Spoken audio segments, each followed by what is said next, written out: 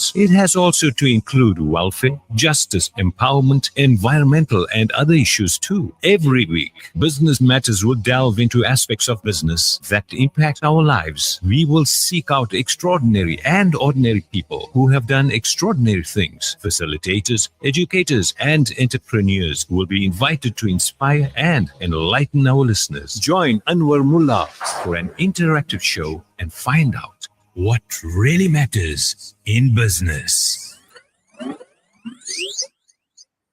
نحمد ونصلي على رسول الكريم أعوذ بالله من الشيطان الرجيم بسم الله الرحمن الرحيم السلام عليكم ورحمة الله وبركاته.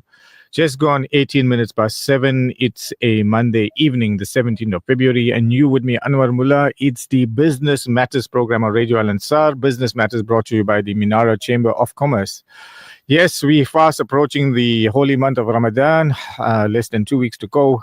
And I'm not just quite sure what the programming schedules are for Ramadan, whether we will carry on with the Business Matters program. We'll know that shortly. But yeah, for tonight, we have another very interesting guest on the line. Her name is Leilah Essop, and she's from a company called Infinitely Different. We're going to find out from her what is so different about Infinitely Different. And she's joining me on the line tonight. Assalamu alaikum, Leilah, and welcome to Radio Al Ansar. Wa alaikum salam. Shukran for having me.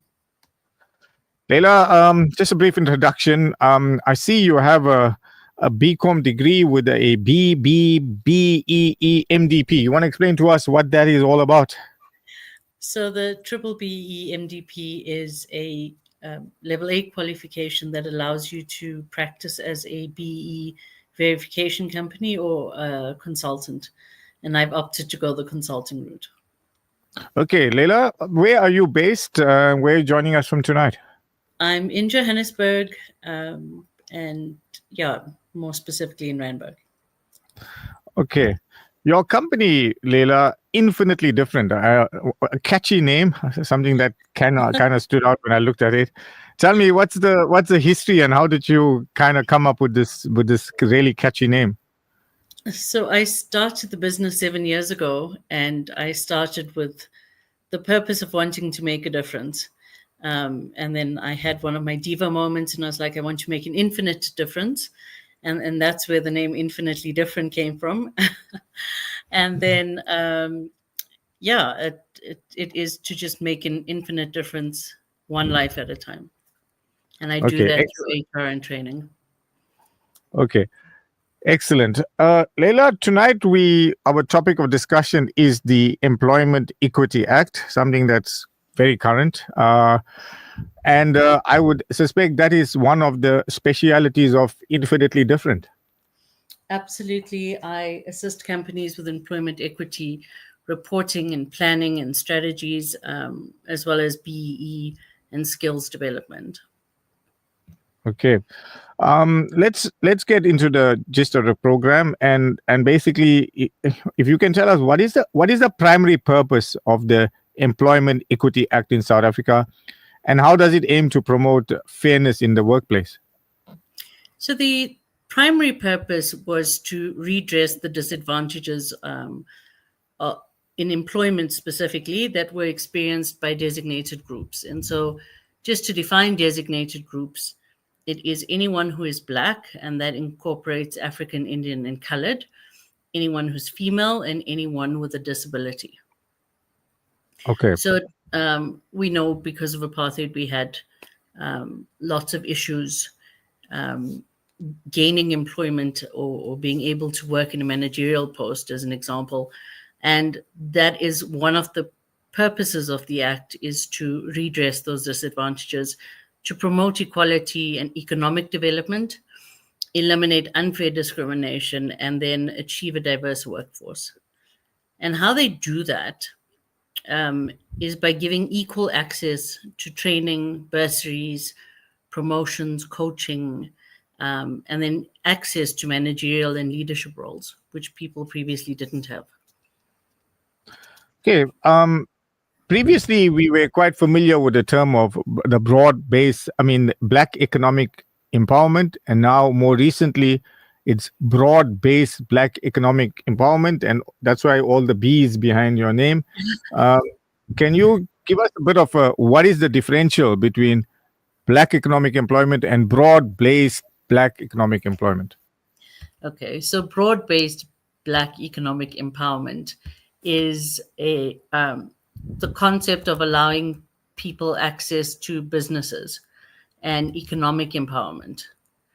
And so the Employment Equity Act looks at when you are employed, and this looks at giving people access to shares and improving the economic participation of Black people. Okay, and so the critical difference between BEE and BBBEE, I would imagine that broad-based meaning it has to spread out further. Yeah.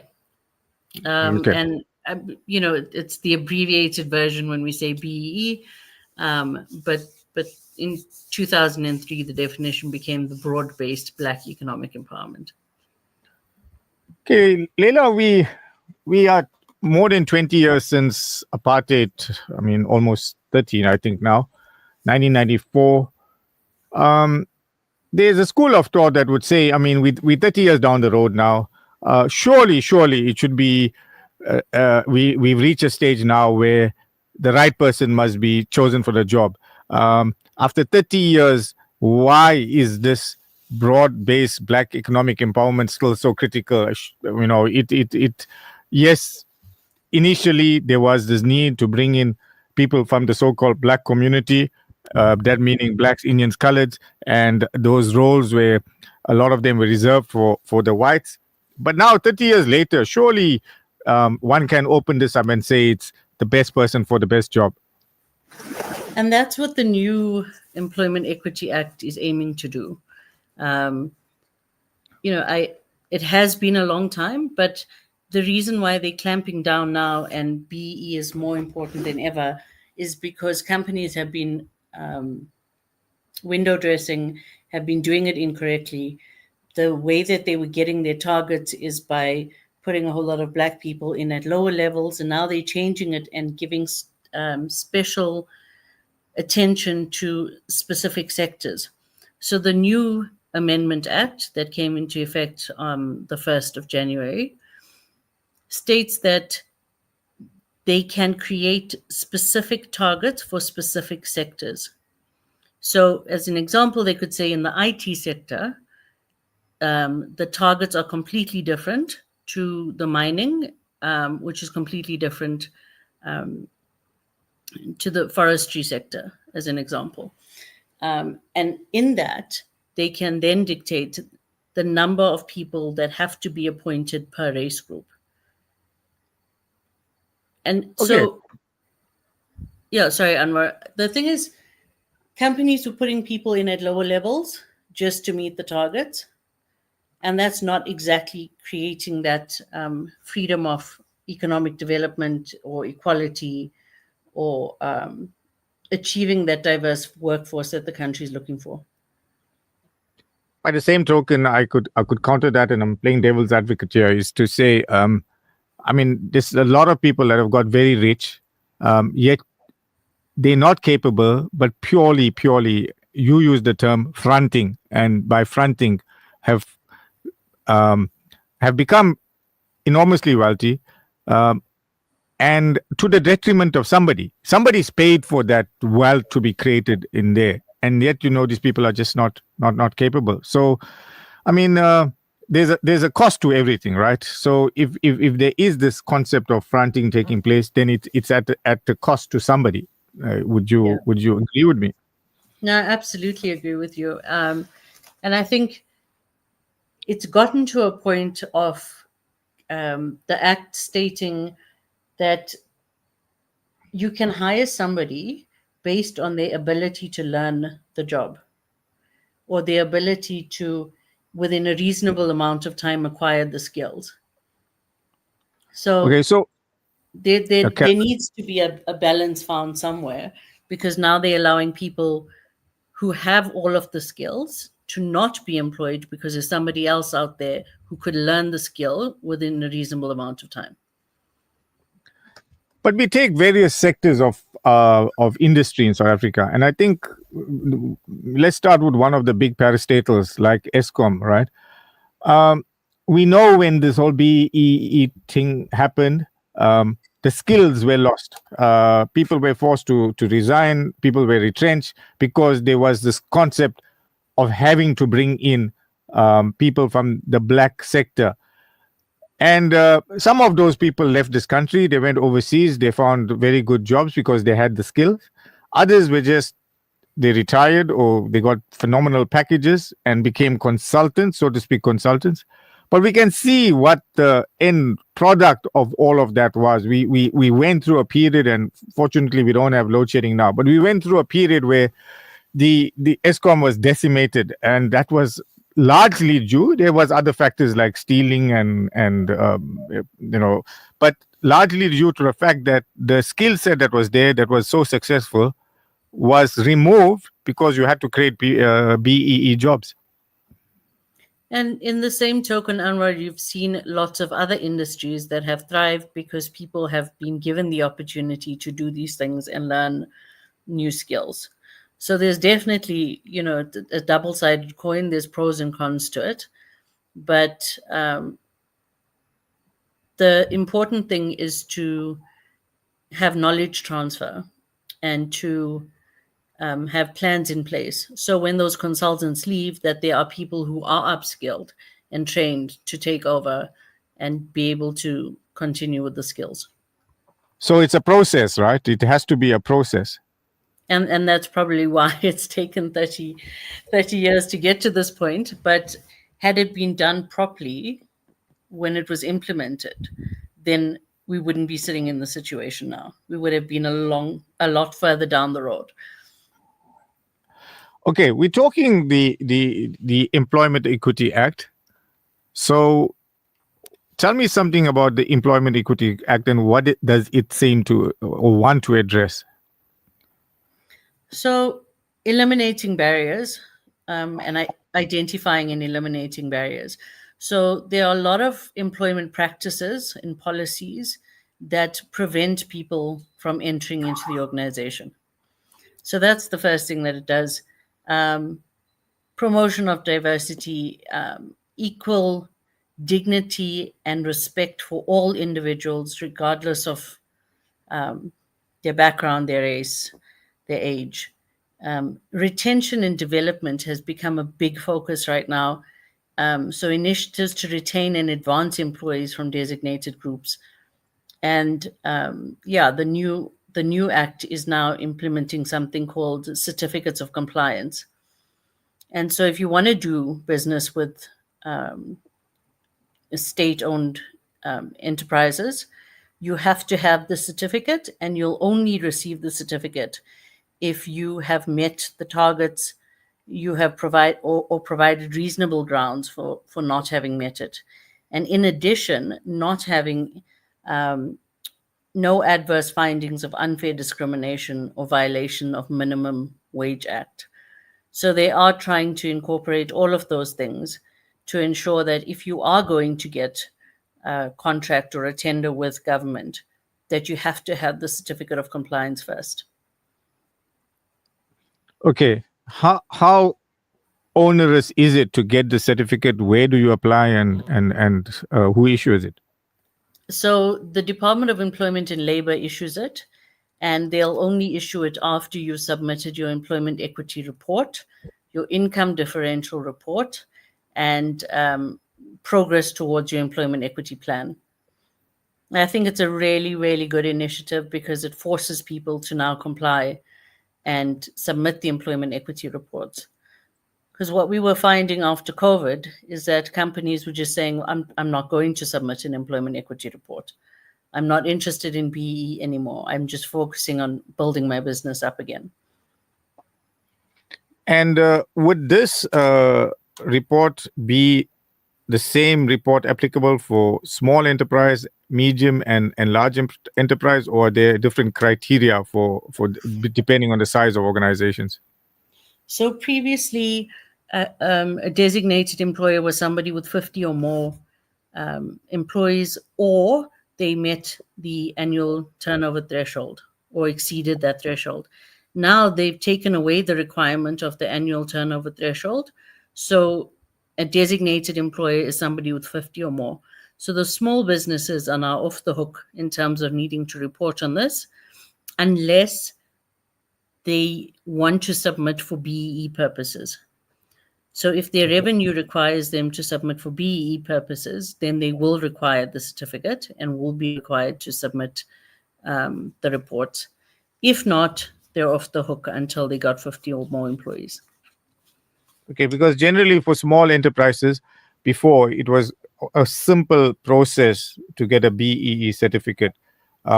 Especially if you were kind of employing maybe 8 or 10 people and you didn't have a very high turnover. It was quite an easy process. Has that changed, or will that remain? So from a BEE perspective, that's exactly the same. You get an affidavit if you are a QSE or an EME, so a qualifying small enterprise or exempted micro enterprise. Okay. Leilah, the difference between the Employment Equity Act and other labor laws in South Africa, do they complement each another? They do, actually, and quite nicely. So if we look at the most basic one that everybody knows about, which is the Basic Conditions of Employment Act, that focuses on the minimum conditions and it protects employees against exploitation. So it looks at things like your hours of work, leave, termination, contracts, those kind of things. And it talks about fair working conditions and protects the basic rights, while the Employment Equity Act reflects diversity and inclusion. Then we move on to the Labor Relations Act, which regulates employment relationships and promotes fair treatment of employees and ensures effective resolution of disputes. The Employment Equity Act ensures that when those disputes arise, factors such as historical disadvantage is considered, and that any employment practices that may disadvantage designated groups are challenged. So challenged at the CCMA and challenged at internal company level as well. The Skills Development Act talks about skills development and training for disadvantaged groups to improve employability and career progression. And the Employment Equity Act aims at improving equity and representation. So while the Skills Development Act is equipping these individuals with the necessary skills, to thrive in the workplace and reduce the skills gap, the Employment Equity Act is making sure that they're given those opportunities. And then the last one is the national minimum wage. The Employment Equity Act, one of the things that they've implemented is something called an income differential report. And so it looks at all the levels of the organization and the salaries being earned per race and gender. Okay. So if I'm reading between the lines here, this is a definite way and a good thing, where it's kind of saying don't employ people just to make up numbers. They have to be represented at various levels of the organization. Absolutely, various levels, and again, race and gender. So you can't just employ all men. You've got to employ an equal number of women into the workforce, and it's got to be at each occupational level. Okay. Ella, I'm going to ask you one more question, and then we're going to go for an ad break. But can you basically tell me if there's specific obligations of employers under the Employment Equity Act, particularly regarding the representation of designated groups? Absolutely. So they use something called the economically active population. And so the targets each company needs to achieve are on there. They need to have an employment equity committee, and within that committee is somebody from the trade union, an employee representative from each level of the organization, and as diverse as possible.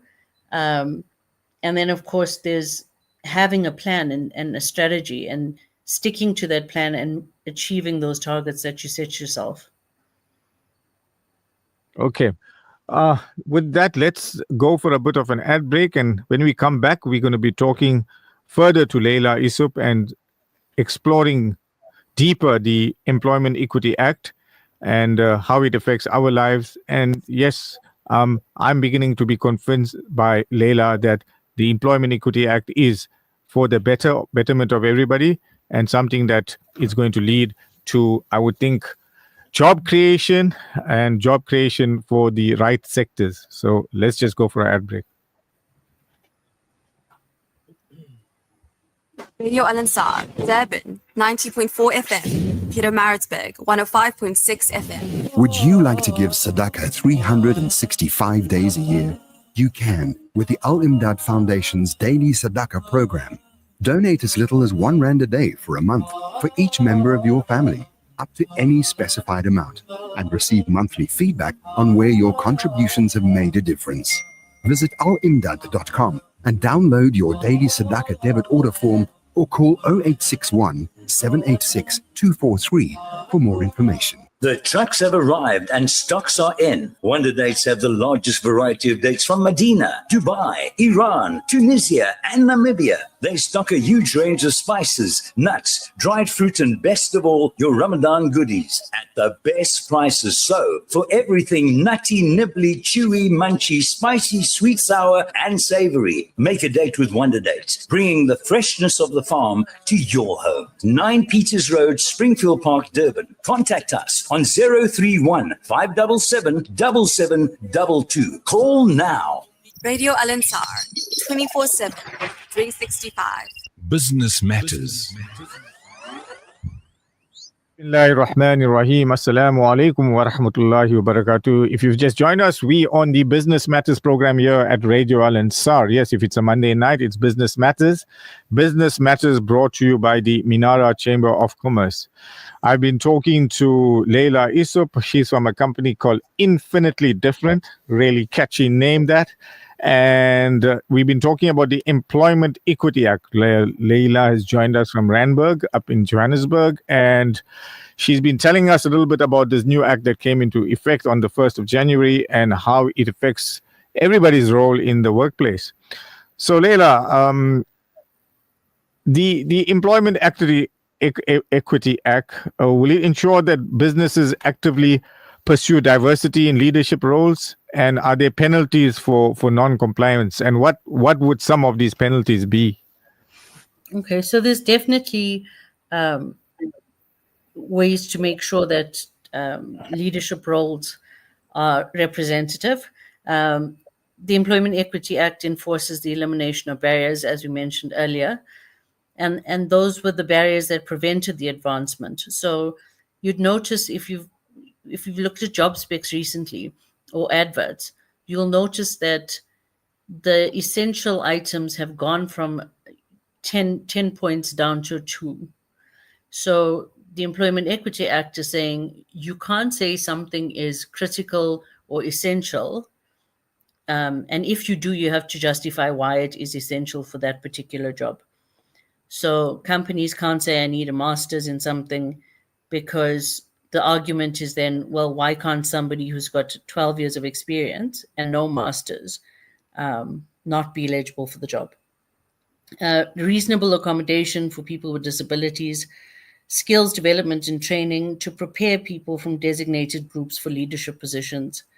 They look at succession planning that prioritizes diversity.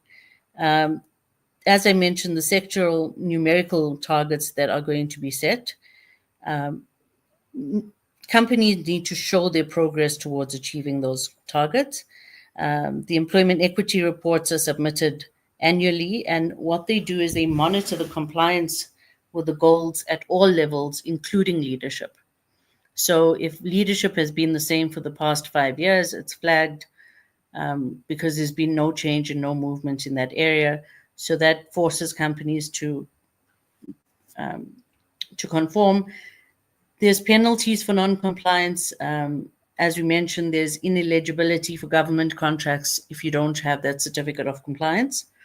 And then the labor inspectors conduct audits and investigate complaints.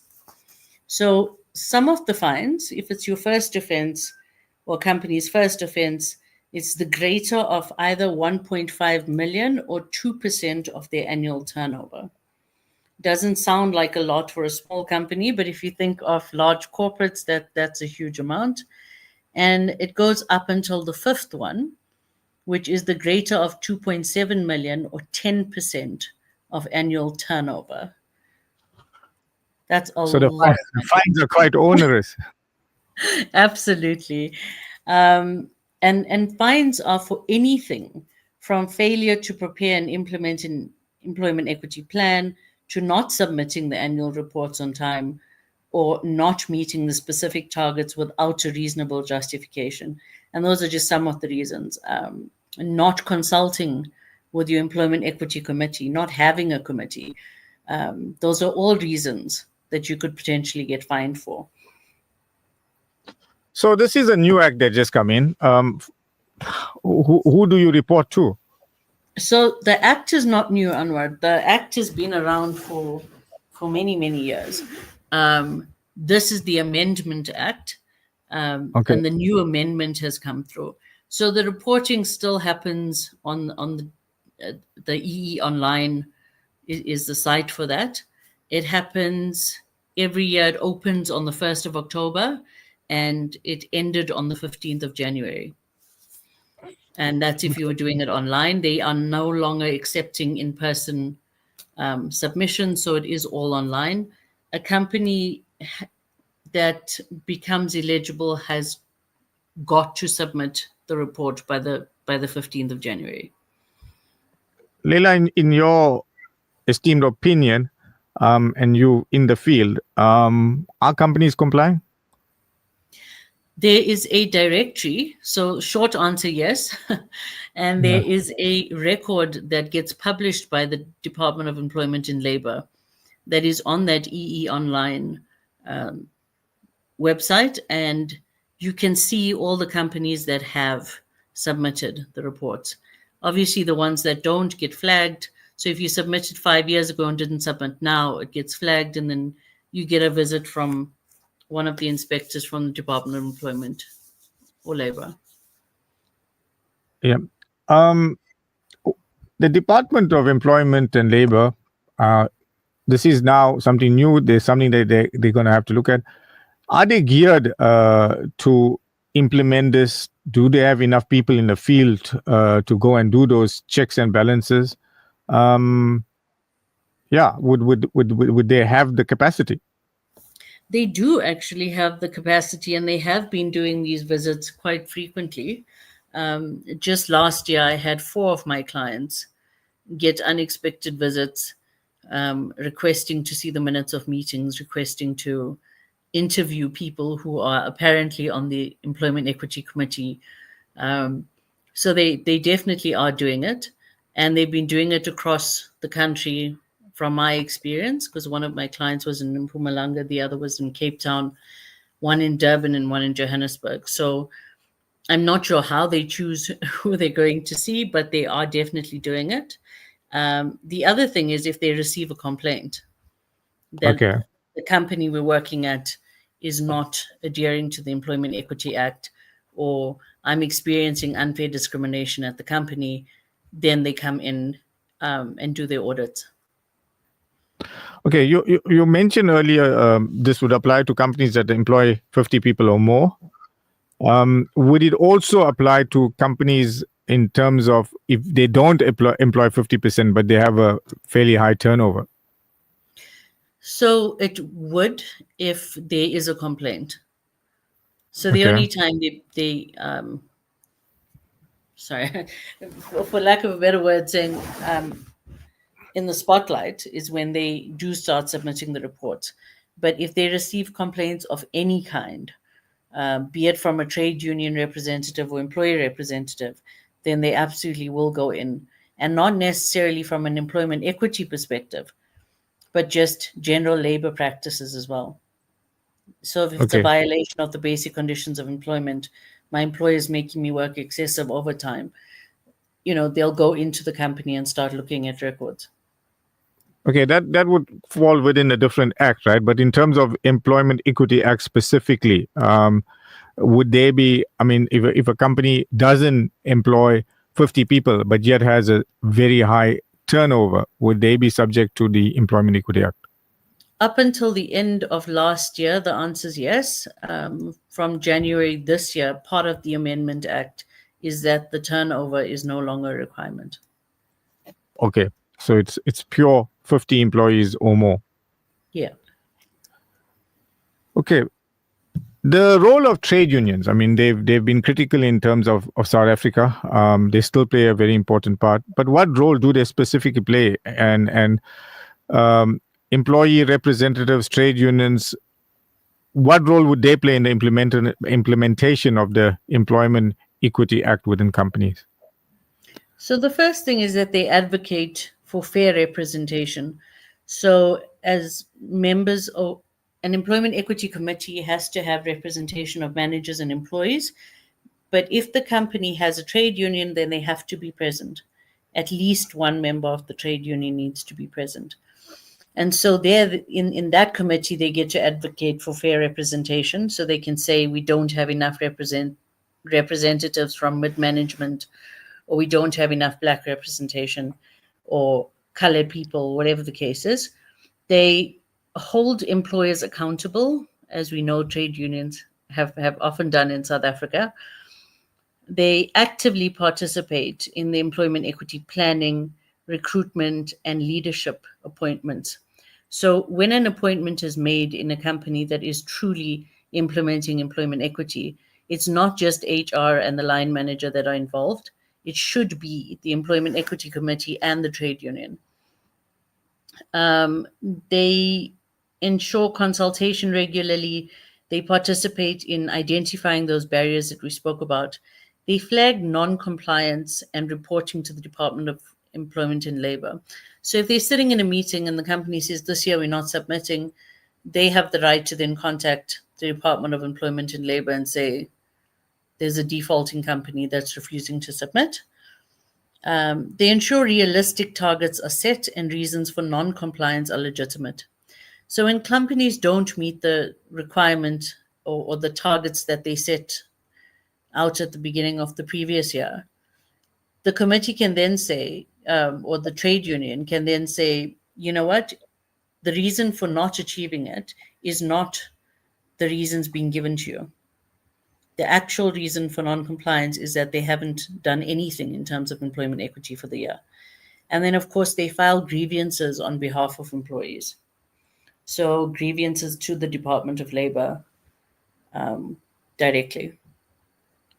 So a company like yours, I mean, I'm busy running a business. I really don't have the time on my hands to start implementing all of this. So a company like yours, infinitely different. Where would you come in and what role would you guys play? So the first thing is to do an analysis of how many employees you have and what that looks like. Compare that to the economically active population and the targets that have been set. It's then setting up an employment equity committee and ensuring that it's from all the different levels and occupational levels and that the trade unions are involved. Appointing an employment equity manager and training that person in terms of their duties towards ensuring affirmative action and employment equity in the company. And then sitting with the committee, explaining, having the quarterly meetings with them and discussing various aspects of employment equity and ensuring that it's being done, doing the barrier identification and audits, and then, of course, assisting with the reporting.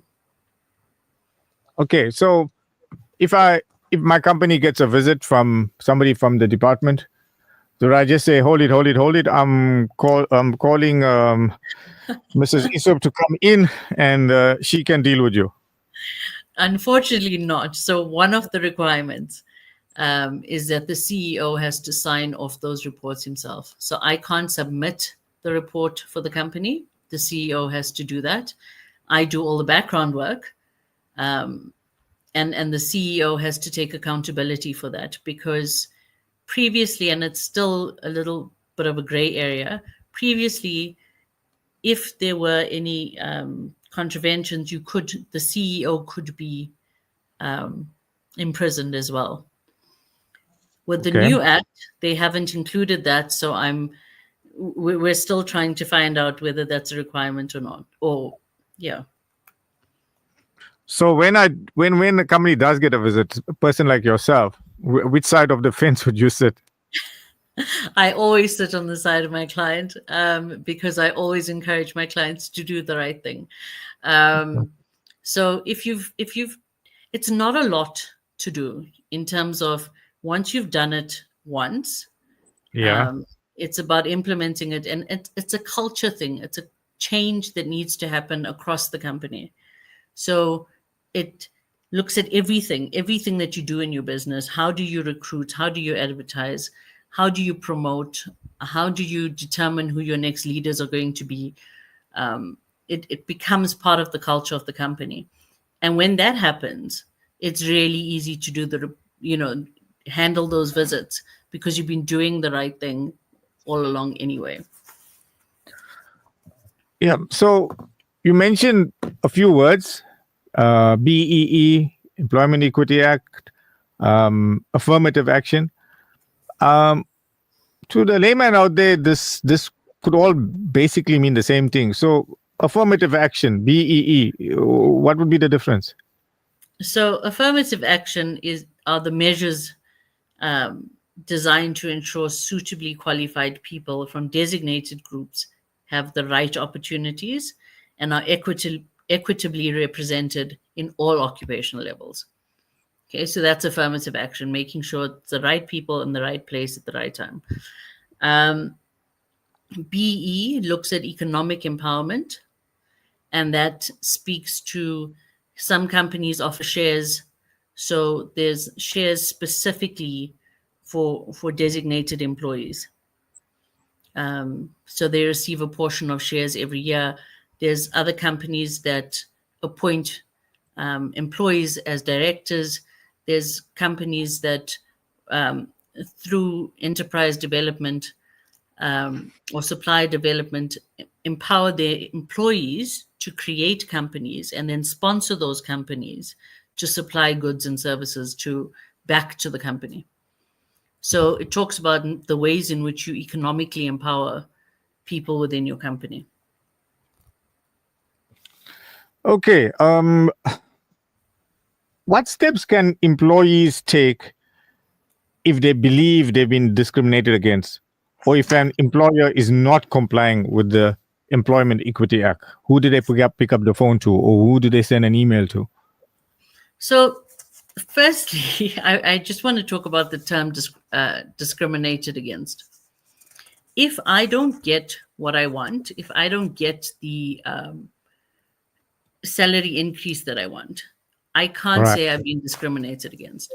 If I don't get a promotion, I can't say I'm unfair. Oh, it's unfair discrimination. You've got to be able to prove how you've been discriminated against. And recently, in the last 30 years, the term discrimination has been thrown around so often that it's now just become another word in the business lingo. Discrimination is when your human right has been violated. And when you look at it from that perspective, employees very quickly back down and stop using the word discrimination. Okay. So that's discrimination. But if they were to go to someone, they could go, firstly, I would recommend that they speak to the HR department or an employee representative and try and get it sorted out internally. There's a grievance form that they can fill out with HR. If the matter is not dealt with adequately, they could involve their union representative. Once then it usually gets into a disciplinary investigation stage where you have your trade union representative with you. If you're still unhappy with the outcome, then you could take it to the CCMA. And at the same time, you could contact the Department of Employment and Labor. But the first thing is to go, go to your company and try and sort it out internally. Absolutely. We've got 2 minutes left. You mentioned to me earlier that you had clients visited by in various parts of the country, random kind of calls or checks. I would imagine that your own business, Infinitely Different, is represented throughout the countries. Would that be true? Yes, it is. Okay. Yeah. So if one of our listeners is looking for somebody to guide them on the Employment Equity Act, you want to give us some details as to how you can be contacted? Sure. I can be contacted on my website, which is www.infinitely.co.za. Or they can email info@infinitely.co.za. Okay. Leilah, thank you for your time. Most enlightening. I'm certainly more knowledgeable about the Employment Equity Act, and I hope to comply. So yeah, we wish you well and keep up the good work that you're doing. Shukran. Assalamu alaikum. Wa alaikum assalam. Well, that was Leilah Essop from a company called Infinitely Different talking to us about the Employment Equity Act. Next week, I'm hoping to have our favorite presenter, Yasmin Suleiman, to come and talk to us about the budget. Yes, it's a budget time this week. I've been invited to a presentation at the Al Baraka offices, I think on Thursday evening, where Yasmin is going to be presenting on the budget. And I hope to have her back in the studio next Monday, where her eloquent self presents to us about the budget, the changes, and how maybe the government is putting a little bit more money into each of our pockets. Let's wait and see what comes out in the budget speech this week. With that, it's wassalamu alaikum for another week, and inshallah, from me, Anwar Moolla, I hope to see you next week on the Minara Business Matters Show. Wassalamu alaikum wa rahmatullahi wa barakatuh. Radio Al Ansar, Durban.